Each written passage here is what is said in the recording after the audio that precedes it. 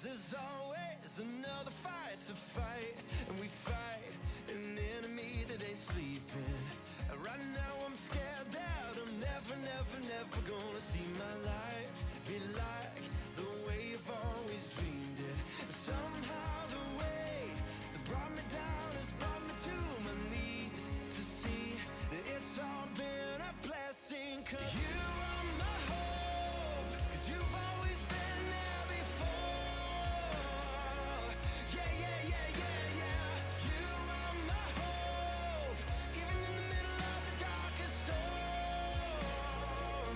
Yeah, yeah, yeah, yeah, yeah. My soul dancing like fire, every day gets a little bit brighter. My soul dancing like fire, like fire, like fire. 'Cause you are my hope, 'cause you've never let me go. Yeah, yeah, yeah, yeah, yeah. And I believe that there's nothing that could separate us. And I believe, 'cause you've always made a way.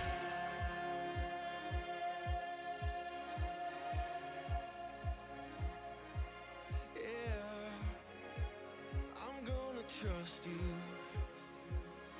with my future, my family, my everything, because you are my hope, 'cause you've always been there before. Yeah, yeah, yeah, yeah, yeah. You are my hope, even in the middle of the darkest storm. Yeah, yeah, yeah, yeah, yeah. My soul dancing like fire, every day gets a little bit brighter. My soul dancing like fire, like fire, like fire. 'Cause you are my hope, 'cause you've never let me go. Yeah, yeah, yeah, yeah, yeah. My soul dancing, and I believe that there's nothing that could separate us. And I believe, 'cause you've always made a way. My soul dancing like fire, every day gets a little bit brighter. My soul dancing like fire, like fire, like fire.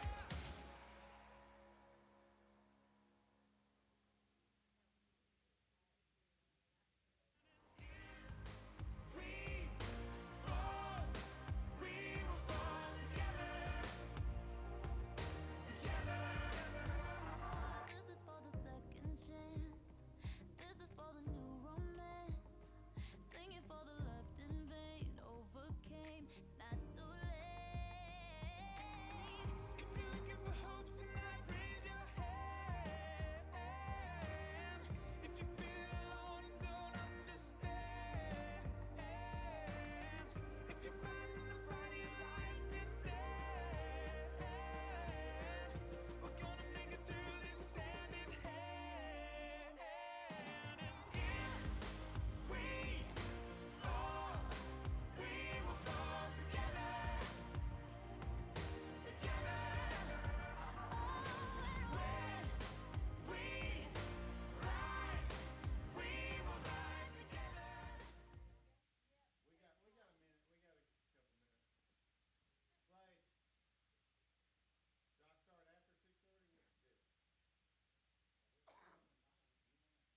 Oh, Cheryl, I went to see Dr. Arnett today. He didn't find anything abnormal, but we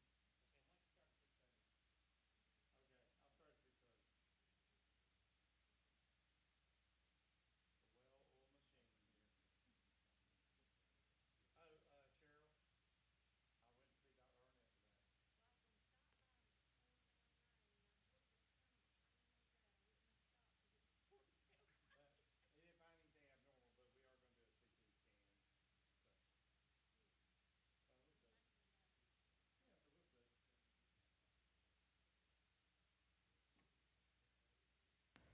All right, testing it. You ready, Clay? Well, hey, you guys get to see this before everybody else does. I don't think we posted this if you follow us online. So these are our new shirts for the Gopher Tortoise Festival. So isn't that cool? Yeah. So it's got your little 4 coffee mug. Yeah. So like for $20, this could be yours. So so all the money that goes for this is a support, for coffee stuff. So it goes to missions. It's not going in our budget or anything like that. So if you're interested, do what? I think this is what Lee did. He does the chalk drawings. He did last year at the Gopher Tortoise Festival. So Ashley and them turned it into a shirt. And it's got a little 4 coffee stuff on it. So if you're interested, they're $20. And then we got 2 new shirts coming in, I think, in the next week or so. There's one that's camo, and it's got the 4 on it like we usually do. And the other one is something for coffee. I forgot now. I can't remember. So no, it's a different one. So if you're interested, here, I'll just put this over here. People are joining us online. They're thinking, what in the world is going on? So, it's what? Oh, yeah. Y'all remember we did the street names? Peterson, whatever, and I can't remember the street names. So Chester, yeah. You remember that shirt? So we did a new one, and it's Ambrose, Nichols, or something like that. It's actually the actual cities of Coffee County, which are only 4. So I don't know if you knew that, but that was something I learned when we were working on it. I did help with that shirt, so I didn't do anything with that one. All right, so Song of Solomon, chapter 7. Let's dive in so we can get through that and encourage one another. This chapter is about us going a little deeper in our relationship. If you remember, we've had traction, we've gone through dating, we had an engagement, we had a wedding, we had a honeymoon, then we had a fight, which usually follows a honeymoon. Then we had some makeup time, and this will be building on that. And so one of the things that we talked about last week was just encouraging us in our conflict to, one, fight in a godly manner, but also to use that as an opportunity to grow in our relationship with one another. And I said something early on from Trish and I when we went to counseling. Had an incredible counselor. It was Dr. Michael Lawson. He's a professor at the Dallas Theological Seminary, because we couldn't get, if you know pastors. So Chuck Swindoll was the president of our school while we were there. So we asked him to marry us, but he was not marrying people at the time. So we got somebody close to him, Dr. Michael Lawson, to do it. And I told you that he said, which kind of blew my mind. He said, well, as you get married and you get older, your relationship should get better. And he was even referring to your sex life should get better, which I think this passage and this chapter goes in that, because they've been married a while. And the reason he said that is because over time, if you are more intimate, you should know each other better and how to please one another better and how to care for the other person better. And so we talked about that. And so over time, your relationship should improve, not decline. So that's what we have been focusing on. And chapter 7, I think, helps us to do that. So we're going to talk about growing in our intimacy. And I think I may have said this, but every time that I hear the word intimacy, it's into me see. Like, that's a way you can think of it. It's like allowing other people, or especially your spouse, to see inside who you really are. So one of the things that I think is important is we understand that when you get married and you're engaged, you truly know the person, but you don't fully know the person. And really, there's no way to fully know a person, but you can know them in a fuller way. In other words, so like, I truly know Trish, but I can grow in that knowledge because she's a person. In the same way, we have a relationship with God, that we can know him and gain a fuller understanding. Because, like, if you think about God, when you have a relationship with God, the scriptures teach you about who he is. But, like, has anybody here mastered, like, knowing God from the scriptures? Like, you know everything about God. Of course you don't, because he is holy, because he is infinite being. And so if you think about this, when you go to heaven and you see God, Jesus, face to face, you will spend eternity, let that sink in, eternity getting to know him better. Like, you're not going to get like to the end of that and go, well, I just know everything about God. And you don't do that with a person. And so, like, sometimes we think we do that with our spouses. We know them well, but we can always know them better. And so your pursuit is to get them to know them more and more. And so, like, if you ever, if you think about, like, teaching on a Bible passage, have you ever had that moment, like, where you've read a verse, and then maybe you, say you read it like a year ago, you studied it, and then you read it again the next year, and you see something you didn't see, even though, like, you really put some time in to study it. Like, then you, like, get to this place and you study it, and you're like, I didn't see that before. And, like, that should be the way we are with our spouses. Like, I didn't see that about you before. Now, a lot of times we do see that, and we see the things we don't like, but, like, see the things that are extraordinary about them, because everybody is created in the image of God. And so we should be in this constant pursuit of discovery, curiosity about one another. And I think sometimes the reason we don't keep our relationships the way they need to be is because we lose the discovery component. We lose the curiosity component.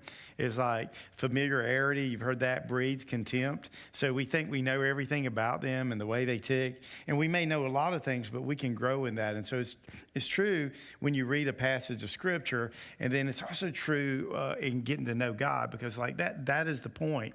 It's like, you get to know God by studying Scripture. And, like, that's why, like, there's all these stories about who He is. And so it's like, you're not going to ever get to a place where you go, it's like, I just truly got God down. And like, even with your spouse, you're not going to ever get to a place where, like, you just totally understand everything about them. So the more you get to know them, you should grow. So if I want to get to know them better, it would cause me to grow in my relationship with my spouse. And so that's what our pursuit is. And so be a person who's worthy of discovery. Be curious about your spouse. When you date, if for those of you who may have been way past dating, or maybe you just got married and you get to this place, like, when you're dating people, what are you doing? Like, you're trying to find out about them, and you're talking about stories about their life. And, like, you sit at a table, like, almost every date there's eating. And when you get together and eat, that's what you do. You talk, and in that talking, you discover about them. And, and the whole dating process that we have in America is like, I've discovered some things about them. I really don't like them. And so we move on because it doesn't create the intimacy we want, because I look into you, and I don't like what I see, so I look for someone else. But, like, if you really are in love with them and you see more and more, you want to know more about them. And, tell me about, growing up. Tell me about your parents. Tell me, what's your favorite color? What's your favorite food? And so you grow in that knowledge, and that should be happening in our lives all the time. And look, I'm not saying that Trish and I got that down. We have this conversation a lot of times that we can get to a place where we won't do that. If you've been married for a while and you have kids, and, like, you go out to eat and your kids are not with you. You ever have that moment you're looking at each other and, like, I don't know if I know you anymore. And so you don't want to get to that moment. And so you have to work on that. And that's why we encourage you to continue dating after you get married. So don't give that up, but continue to live with curiosity and pursue intimacy through that. And so I think there's two implications before we read the passage is that we have got to be aware of. And that's basically, we've got to, like, pursue that. That's not like something that's going to just automatically happen. It has to be something that we're really pursuing on a regular basis. And so, Trish, would you do me a favor? Because I want to read this. I think my door to my office is unlocked. Would you go look on my desk? There's an email from somebody that's printed out. See if you see that, and if you could bring that up to me. My love, you would be awesome. You're awesome anyway, and so see if you can find it. Is it locked or unlocked? Hey, it's unlocked. So she's going to find that, because I got an email that's, like, really incredible. I'm going to read to you a little later. I just realized I left it on my desk. So with that in mind, that means that I should be pursuing that knowledge, but also that I need to be willing to share what's going on inside of me with the other person so they can get to know me better. So as we do that, we grow in our relationship with one another. So let's start with Song of Solomon, chapter 7, verse 1, and then we will see if we can make some observations about that, about our relationship. And so he starts off, and what I want you to notice, like in the past, when he's described her, where did he start? He started from the top and moved down. This time he's starting from the bottom and he moves up. And so he says, how beautiful are your feet in sandals, O noble daughter. Your rounded thighs are like jewels, the work of a master hand. And so when we're reading this, he's starting from the bottom and he says, how beautiful the feet. Now, how many of you like love feet? You like looking at people's feet? Anybody? No foot lovers here? You're like, I don't want to raise my hand and say that at Bible study. So a lot of times in our culture, we don't think about feet being beautiful, do we? Like, I got to tell you, be honest, I don't want to see your feet, and I don't think your feet are that great. You probably don't want to see my feet. Like, feet, like, in our culture are a lot different. But like, you know, in Old Testament times, New Testament times, they would wash one another's feet, and so they would see each other's feet, and they would say things like, how beautiful are your feet? And so for most of us, we don't think how beautiful are somebody's feet. But like if you read, and I'll refer to these passages, Isaiah, let me get there. Isaiah 52:7. Trying to turn, my pages are sticking together. That's probably because I don't, like you, spend a lot of time in Isaiah. Read through Isaiah, but it's not like, okay, I'm going to be in Isaiah all the time.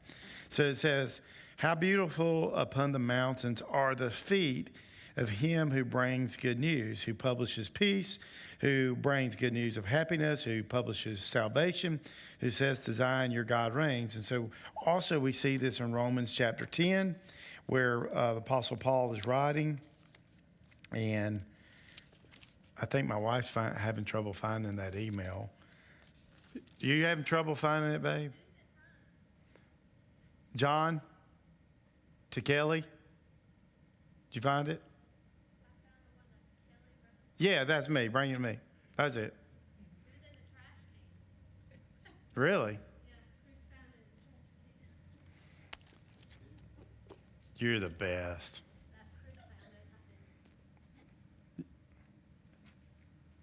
Thank you, my love. It's good to see you tonight. All right, anyway, so Romans chapter 10. I mean, this is like got Bible study written all over it. It's great and smooth so far. So Romans 10:15 says, and how are they to preach unless they're sent? And it's written, referring back to Isaiah, how beautiful are the feet who preach the good news. And so somebody comes to you and they have good news, like you're like, you know, their feet are beautiful. I see you coming, you bring good news. And so, you know, he is writing to her about this and says, like, you know, when I look at you, your feet in your sandals, you got beautiful feet. And like when he sees her, she's good to him. And when he's with her, he hears things that please him. And he says, you know, oh, noble daughter, referring to that she has this stateliness about her, that she's, you know, a child of the king, which, you know, by the way, is a good thing for us to think about. Yeah, I think it's important that we are reminded that our spouse is, number one, made in the image of God. Number two, if they have trusted Christ, that they are daughter of the king, and our husband is a son of the king. So be careful how you treat God's kids. So I think those are important things. And so he says to her, like, your feet are beautiful. And then he goes into your rounded thighs are like jewels, the work of a master hand. So, you know, I think it's more like not thighs here. I think it's more hips. And so as he describes her, your hips are beautiful. They're curvy, smooth, like jewels. And so should guys ever talk about a girl's hips? Okay, see, that's what I was looking for. So no, so you don't like comment on your hips. Hey, baby, you got nice hips, you know. And so like it gets kind of weird. And so like you only do that like if you're intimate with a person. Like you're my wife, and you got some curvy hips, and like you're shapely and that sort of thing. You're smooth like jewels, and so you know. And then he says, baby, you know, basically what he's saying is your legs are like a work of art. And what is art for? Art is to be admired, is to be adored, is to be looked at and with beauty. And I don't know if you even watch this show or ever watch this show, But Seinfeld, if you're a little older, you have watched Seinfeld and laughed at it. But there's one section in Seinfeld where I just, remember this part. Elaine and Jerry were having this conversation, and Elaine said to Jerry, a woman's body is like a work of art, but a man's body is like a Jeep. It's good for getting around in.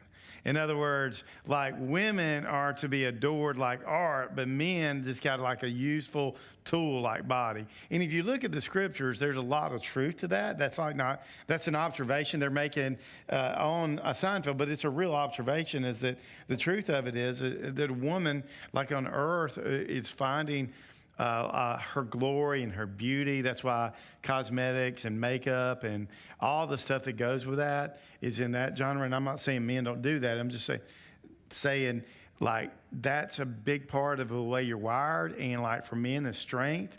And that's why you get these two different platforms, in which, by the way, if you are like, we're not going to spend a lot of time on this, but if you were to go back to Genesis chapter 3 and you look at the curse is actually for the woman, like a curse upon her beauty, and for the men, it's on her strength. It's like, and that's why, like, Adam and Eve sinned, and I think we don't get this sometimes. So when they sinned, and death came upon them, like they didn't die immediately, but they began to age. Because if you are an eternal person, you're not going to age and you're going to live forever. Like you're not going to get older. Aging is part of the dying process. And the older you get, you're like that's me. Like we take pictures sometimes, and I'm like, who's the old guy? And I'm like, that's me. Like, it's like I look at that, I'm like, man, like that don't look good. And so you look at it and you go, man, that's what, really that's what sin is doing to us. And it's part of the curse. And so we see this carried out. And so, the guy's strength begins to wane. The woman's beauty begins to wane. And so, and so Solomon speaks to her and he says, your feet are beautiful. You're like the work of a master artist. And he's complimenting her on intimate details. And so, even as you get older, I think you'll find this to be true, is as you get older, you've got to see beauty past the skin and the muscles. And so the beauty is really on the inside, which is reflected on the outside. But as you're in love with a person, you have a vague memory of the past. Like, in other words, let me say it like this. It's hard for me after 26 years of marriage. What if it's at 27? In October, we'll be at 27. I can hardly remember my life without her in it. That's because more than half of my life now, I've been with her. And like I kind of vaguely remember being single, but not much, but all my life is like that. And I think as you grow in intimacy, I think that's what it's supposed to be like. I can't remember life without you, without Trish. And so we grow in this. And so as we grow in our intimacy, we understand who they are. And then as as Solomon speaks to her, he speaks to her in exaltation of hey, your feet are beautiful. Baby, your body's like a work of art. He's describing it. And so as he's describing it like this is exaltation, and he can't, and this I think is important because I think we miss it. You can't exalt somebody if you don't appreciate their qualities. So it's important for you, in order to speak those words, to begin looking at your spouse and think about the things that you appreciate about them. And so he does that. And so this is romance starting over. So he's talking about that, and he's romancing her. And then he goes into verse 2. He says, baby, your navel is a rounded bowl that never lacks mixed wine. You said that to your wife lately, fellas? Your belly is a heap of wheat encircled with lilies. And so, we're reading that and going, I don't know what he's talking about. Well, let me give you a couple of things that I think are important here. One is wine and wheat are blessings from God.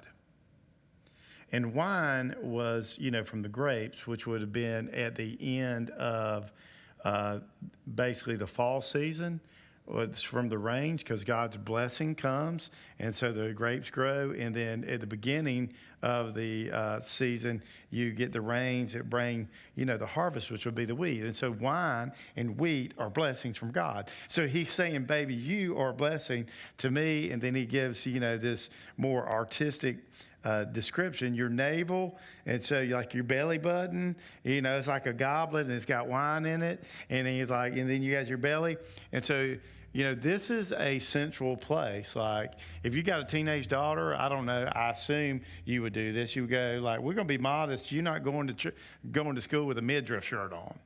And so, like you would say, that's off limits because that's not something that we want everybody seeing. And so you practice modesty in that way. And so, like he's describing her in a way that other people probably would have not have seen.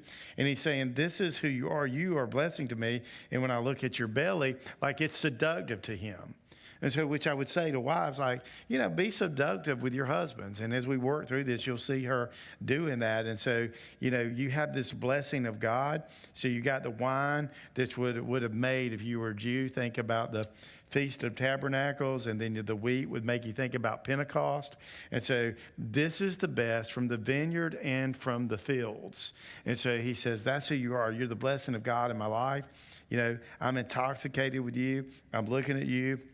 And so, if you take the wine and the wheat, what is it that those things would do for him? What was it doing for the nation? It's nourishment. And so when he's with his wife, he's saying, my relationship with you is nourishment to me. And so, like, ladies, if you want to help your man be more confident, more secure, it's how you interact with him. Like, you have the ability to build him up or tear him down. And so I'm just being honest with you, when you're seductive to him, like his confidence level will rise. And you would say, I don't get that. Well, it's a dude. I'm just telling you, I'm a dude. I'm telling you, that's the way it works. And so pay attention to that and be seductive. I'm not saying like you got to be weird, like on a TV show, or like, you got to be a belly dancer. But like that's what like the passage is about, which leads to what he says next. He says, so your breasts are like two fawns, twins of a gazelle. If you remember back to the honeymoon, chapter 4, he brings up, says the exact same words. And then he's going to start into the neck, but let's talk about the breast for a second. And so he says the very same thing, and it's, I think we talked about this, but I want to reiterate it. You're like two fawns of the gazelles. If you come across, like a fawn or a small animal like that, and they're gentle. And so basically, one of the things I think you can take away from this, fellas, is don't be a groper. Like don't always groping your wife. And so be paying attention to that. Be gentle with her. And then he goes into your neck is like an ivory tower. Your eyes are like pools of Heshbon by the gate by Bath Rabbim. Your nose is like the tower of Lebanon, which looks toward Damascus. But let's talk about that for a second. So your neck is like an ivory tower, which, by the way, you would not normally have ivory in Jerusalem. So that means that it's imported. So Solomon's importing. We talked about the fact that ivory is a symbol of purity. And so he says your neck is like an ivory tower, meaning her head is held up high. She can hold her head up. She's not depressed. She's not down. She's not ashamed. And here's the thing. When it comes to a person that holds their head up, they hold their head up because when you have purity, you have strength. And when you have integrity, you have courage. So you show me a person without integrity and without purity, I'll show you a person that'll have a hard time holding their head up. And he says, my girl can because she has nothing to hide, because she has nothing to fear.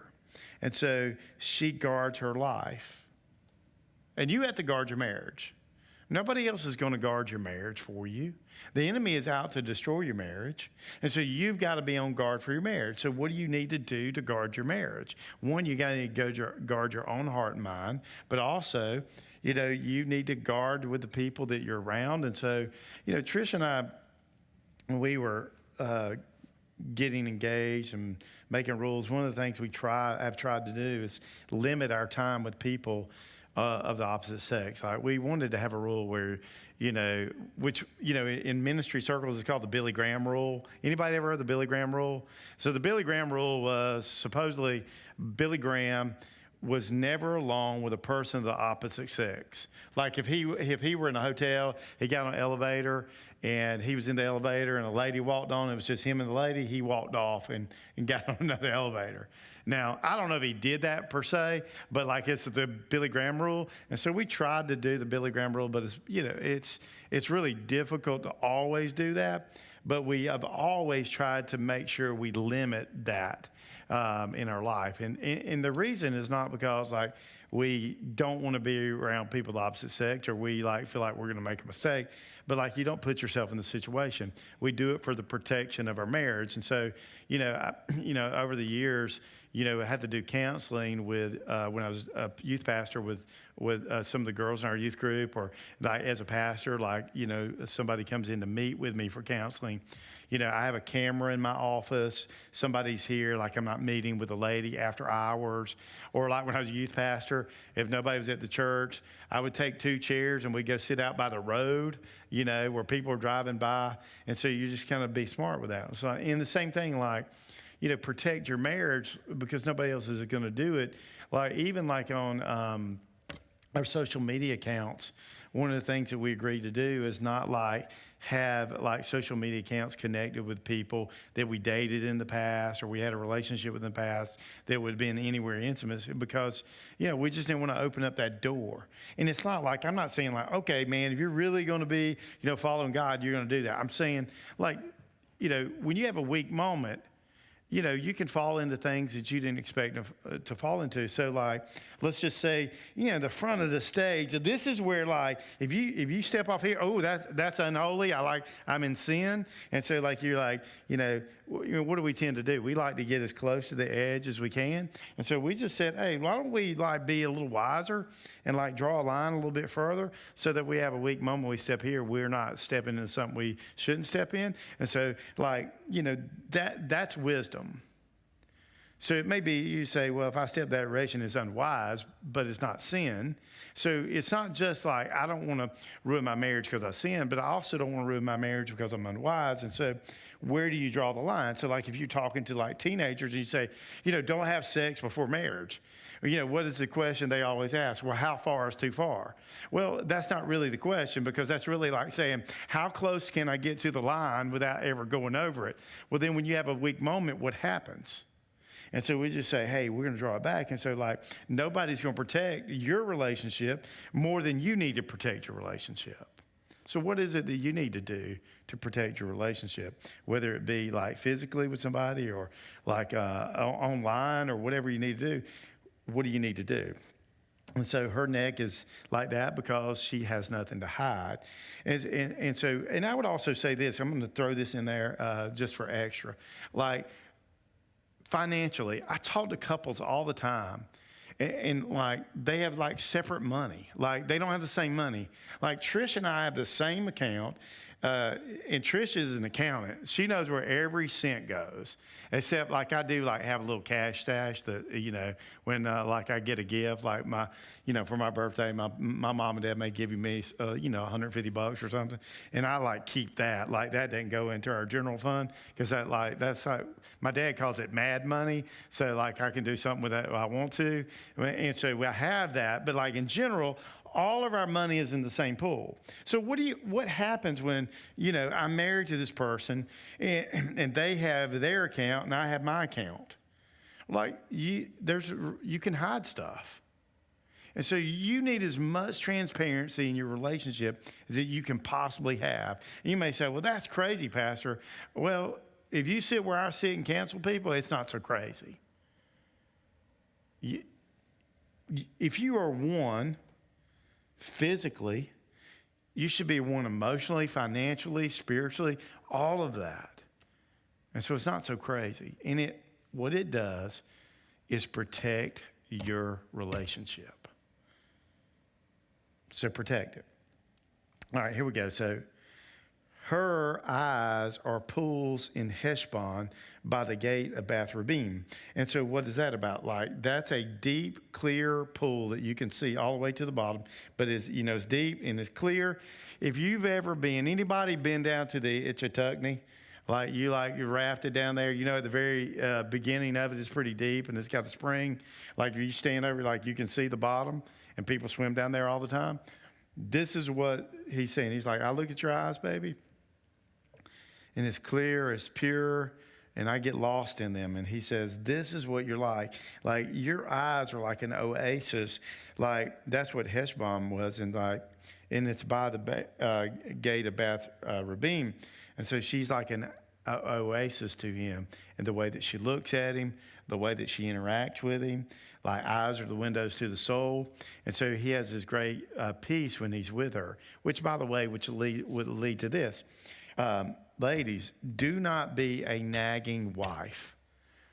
Don't be angry all the time and discontent, because that actually pushes your husband away. Now, let me spend a few moments on that, because there's some passages about this. So Proverbs 21:9.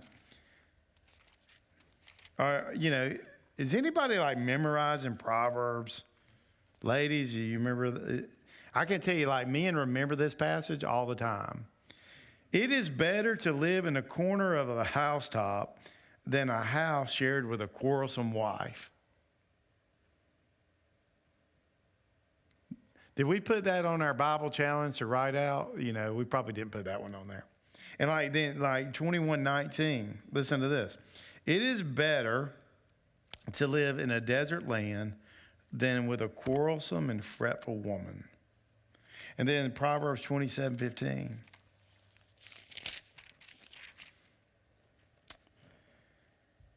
A continual dripping on a rainy day and a quarrelsome wife are alike. I wouldn't advise you fellas to quote that a lot to your wife, but I can tell you,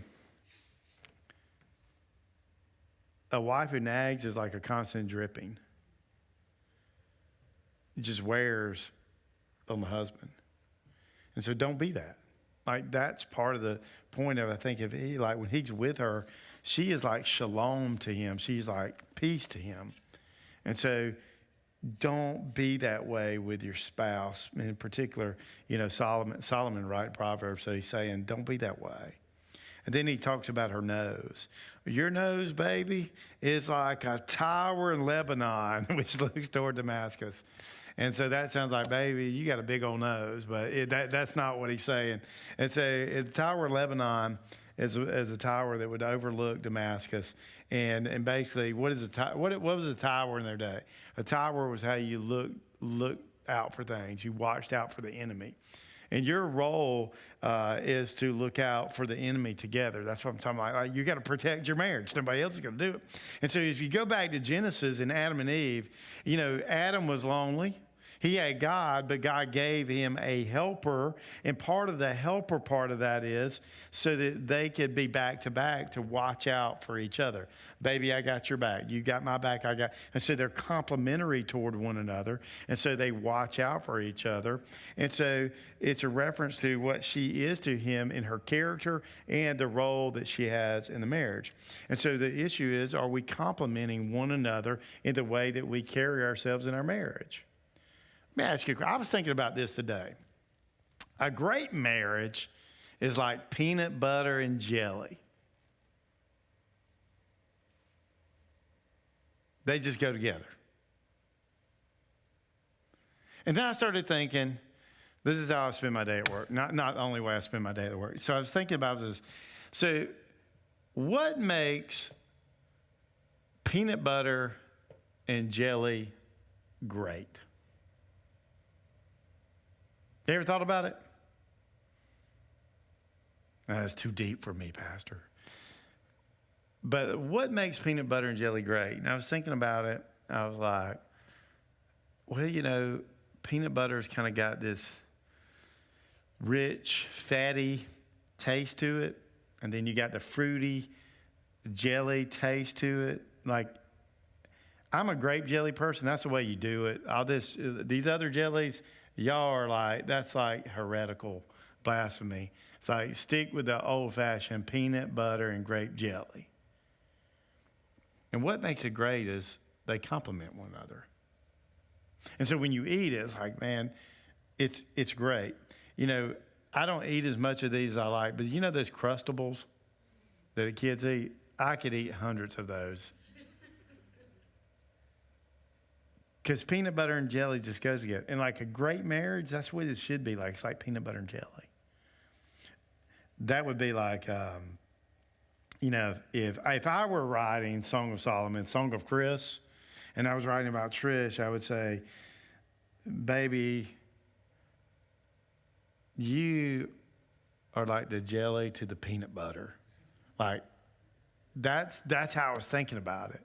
So we complement each other, and that's how a great marriage should be. Anyway, you know, the peanut butter and jelly is not in Scripture, but it goes good for us to understand that. And then he says, your head crowns you like caramel, and your flowing locks are like purple. A king is held captive in the tresses. In other words, so Mount Carmel is in the Golan Heights, and if you see it, like you look at pictures of it, in case you haven't been to Israel. I haven't been to Israel, but I've looked at pictures. So you look at it, and it's a mountain that, you know, is over this fertile land.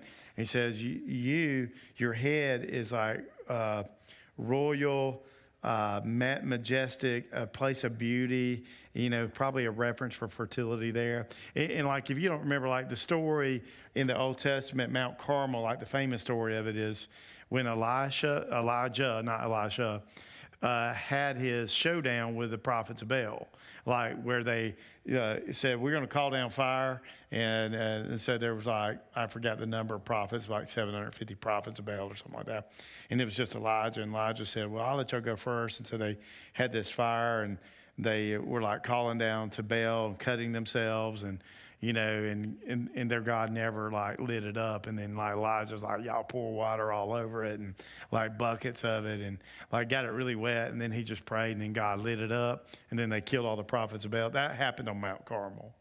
And so when you read this, you go, okay, so there's this majestic, the way he sees her is majestic. Like there's some visual greatness to her. And so, like, that's what he's saying is, like, visually, you are stunning. Like, if you've ever been, like, driving and, like, you get to the mountains, like, and you see them from a distance, and you like, they look majestic. They look great. And so he's saying, like, that's like when I see you, you know, you look majestic. Like when we talk about God, how majestic is your name in all the earth? That's what we're talking about. We see the earth, like, you know, if you've been to the Grand Canyon or you've been like some place like that, there's this majestic feeling that you guys like, you know, it's just really, because majestic comes from the word like to be great. Like you look at it and he's like, baby, you are great. And like, then he talks about her hair, and he refers to it as being, your flowing locks are like purple, which is a term to refer to. Purple was hard to get in Old Testament times. Like it was a special kind of dye.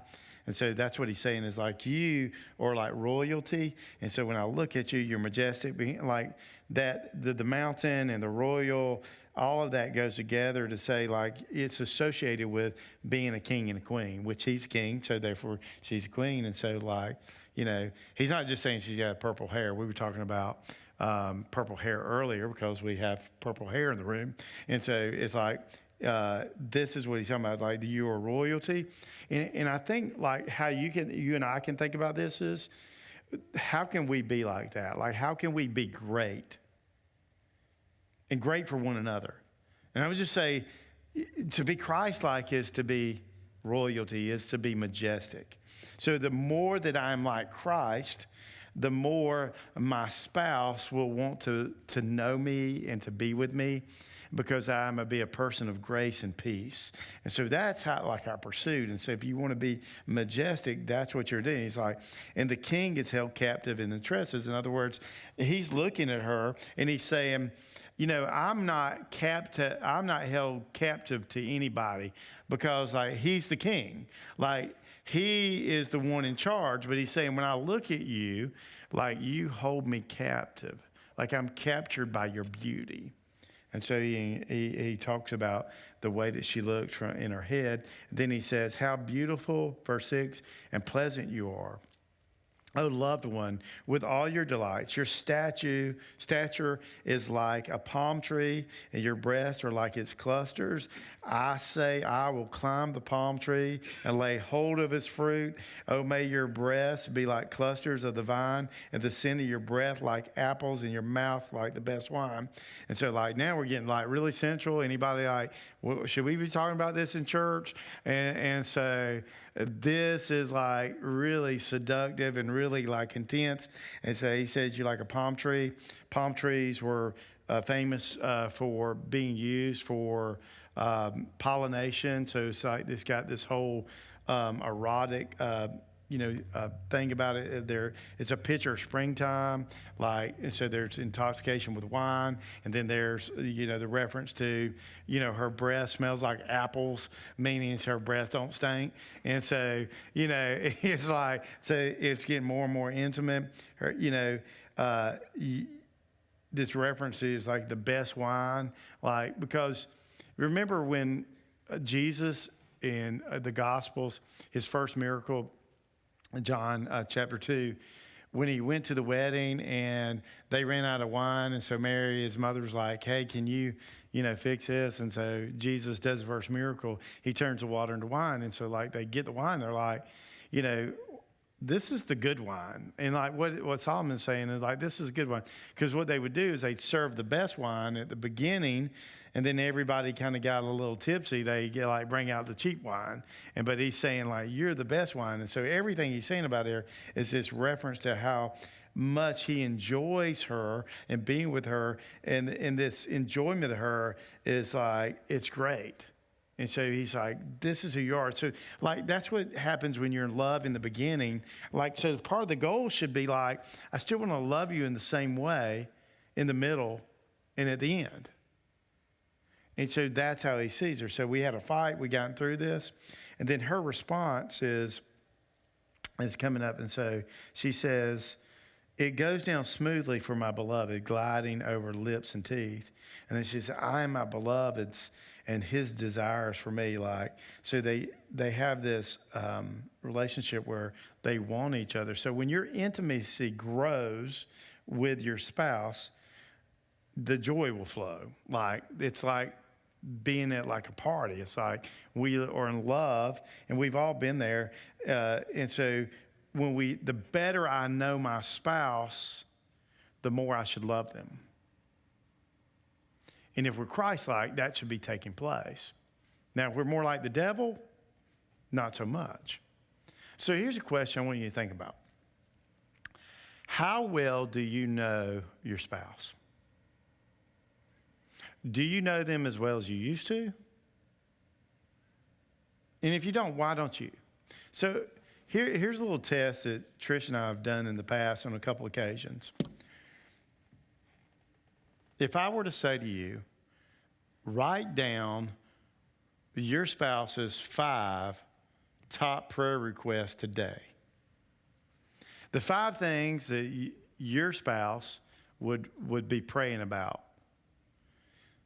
And so, you don't do the test right now, but do the test and take this test and say, I'm going to write down the 5 things that I think, you would be praying about the most right now. And then ask them to write down the 5 things and see how well you did. Those would be the things that probably are burdening their heart. And like, if you don't get any, you probably need to spend some more time together. I think the last time, Trish and I did this, I think we were like 4 out of 5. I mean, and 5 things are hard to come by, but like if you don't get any, like that means you're probably needing to spend some more time. You need some date nights. Let me go back to this. So I want to go back to the email that I didn't get to read earlier.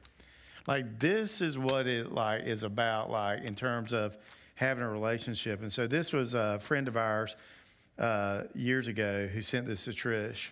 And so she was talking about Valentine's Day, and she says, and I'll just read it to you. She said, mine was great. I received a phone call yesterday afternoon from John. John's her husband. And he wanted me to come out to the front lobby of the Times where she works. She was working in the newspaper. Keep in mind, he was supposed to be at work. And when I got out there, he was standing there with 24 white roses for me and a bag of candy for all the guys I work with.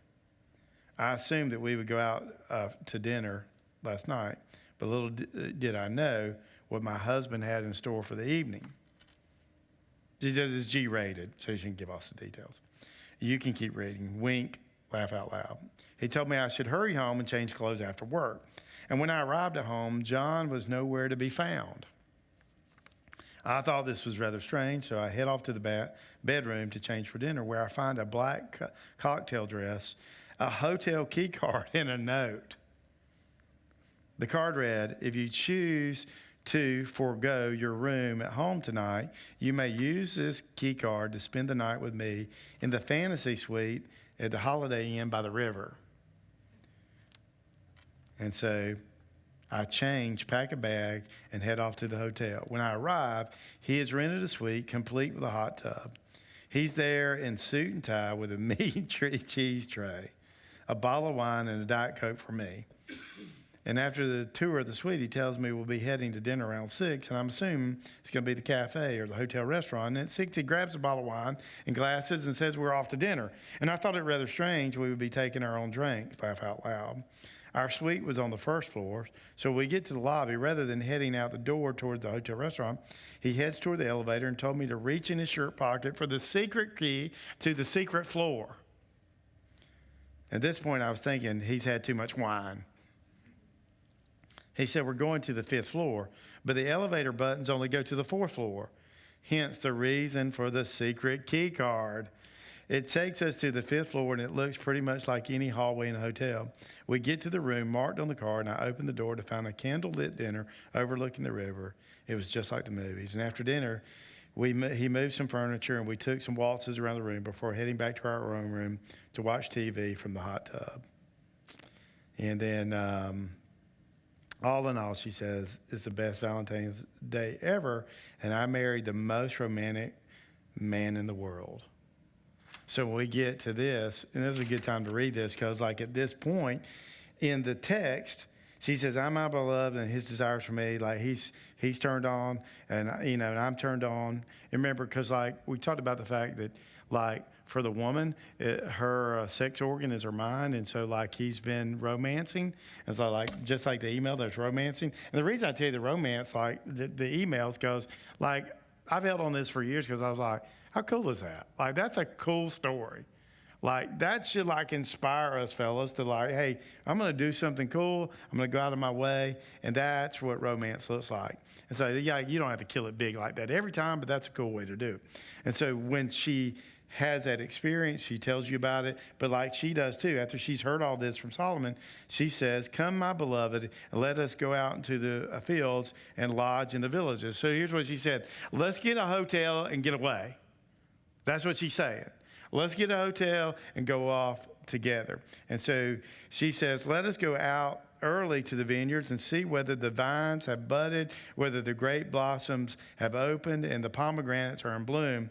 There I will give you my love. Does everybody know what she's saying? Like, I think it's pretty clear what she's saying. She's initiating sex with him. Like, he doesn't have to do it because she's turned on, because he's romanced her. And so, like, then verse 13 says, the mandrakes give forth a fragrance. Mandrakes were used as aphrodisiacs. And beside our door are all the choice fruits, new as well as old, which I have laid up for you, O my beloved. And so she's turned on because he's romanced. And what we said is romance leads to sex, and sex leads to romance. You don't need to think that's weird. That's the way you're wired. It's not weird. It's the way you're wired. And so God's created that way, and so they work together. So he strokes her heart. She strokes his head. It's ego for him, and it's heart for her. So that's what's going on. And so you have this, and so they are able to move into this because there's romance and now there's sex. So let's talk about that for a second, and I think this will help us all out. So we talk about sex. There's two ways that married couples, I think, have sex. Spontaneous and scheduled. All right, so what I mean, so there's, when you first get married and the honeymoon, it's really rather spontaneous. But over time, that begins to wane. And then as you have a relationship, and because you've had sex, you have kids, you procreated, like that gets much harder to be involved in. And so what I encourage couples to do is, look, hopefully it's spontaneous sometimes, but here's what I like. This worked, and I'm just telling you it works. You schedule it. And you say, were you like talking to put it on the calendar? Yeah, kinda. And so what that does is two things. And like this helps a lot of couples because like when they come in the office and we're talking about that because that could be a problem, I say it does two things, at least two things. Number one, for the guy, it's good for him because it gives him hope. And that may sound crazy, but if you tell your husband, hey, and let's just say it's Monday night, Wednesday night, that's going to be the night. He won't forget. It's like if he told you, hey, this Saturday, I'm going to take you down to St. John's Town Center and we're going to go shopping and you can get anything you want. You ain't going to forget it, right? And if you tell him that, he ain't going to forget it. Matter of fact, if he's having a bad day at work and you tell him that, it won't matter what happens the rest of the day. That's all he's going to be thinking about. So it gives him hope. And the reason it's good for her is because it gives you time to prepare. Remember, there's a microwave, which is the guy in the crock pot. And so it gives you time to get mentally prepared for it. And so that's why the scheduling works. So look, if your relationship is intimate and you're fired up about each other and you're not tired all the time, and if you don't have kids, you can be more spontaneous. But if you can't be that, then schedule it. And it works. This is like how relationships work. So when you're reading this passage, did you catch this? She says, and beside their door are all choice fruits. And she says, new as well as old, which I have laid up for you. In other words, she says, you don't know everything about me, but there's something new and there's something old. So in other words, what I would encourage you with, ladies, is for men, vary the time, vary the place, and vary your approach. Be seductive. Play games. Make it fun. All right, so let's talk about that for a second. So there's duty sex and there's delight sex. And like duty sex is, we're married. Paul says, 1 Corinthians 7, to make sure you're taking care of your spouse and not neglecting this. And that would be duty sex. And you say, well, shouldn't that be enough? Well, yes. I mean, it is in a way, but it's not. I mean, think about it like this. Do you eat the same meal every day? Let's just say every day for lunch, you have a ham sandwich.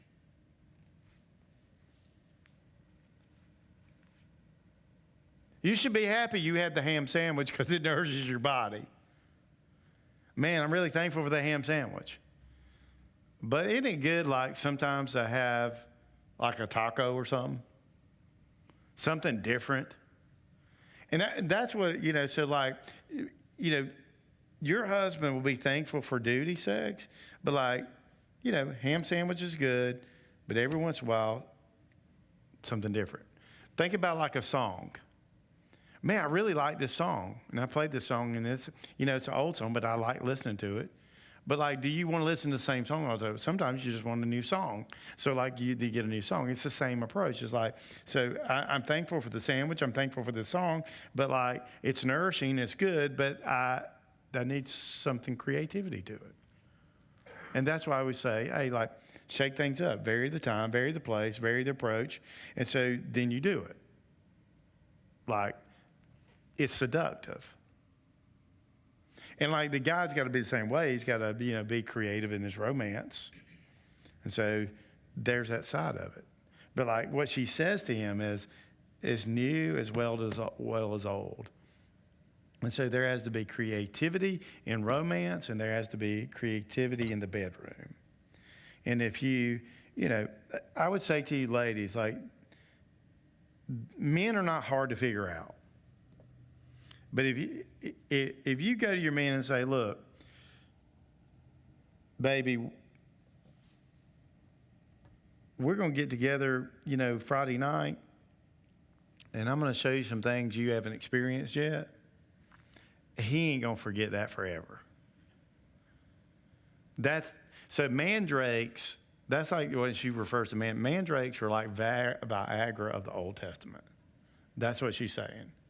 And so, that's what he hears. And so that's why, it's important, not to be in a rut in your relationship, whether it's on the romance side or the sex side.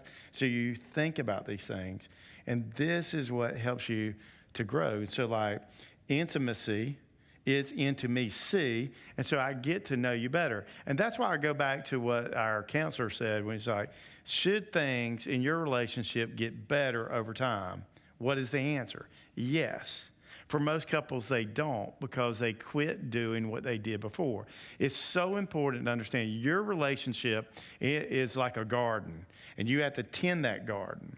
Now, when you're younger and you're trying to win the person over, you're tending the garden, and you do it intuitively because you're trying to win. It's like, I got to do these things because I'm trying to win them over. I don't know if they really want to, get engaged to me. And so you start doing these things, and you romance, and you have all this. You should be having sex, but you should have romance. And so you're trying to win each other.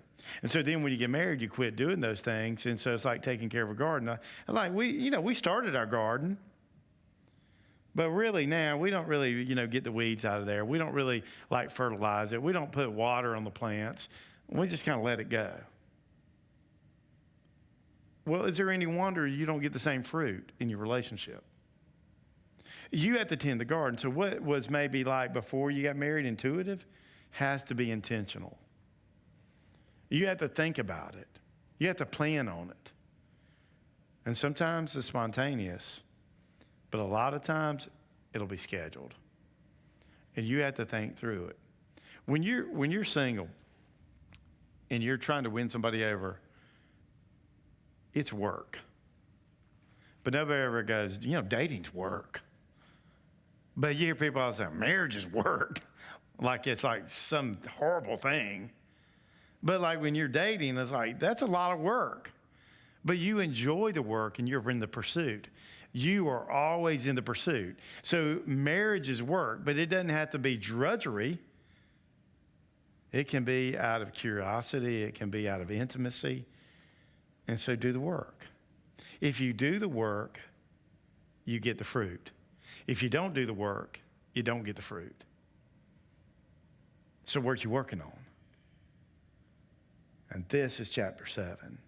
This is about growing in our intimacy with one another so that we can know each other better, so that we can please God and one another more.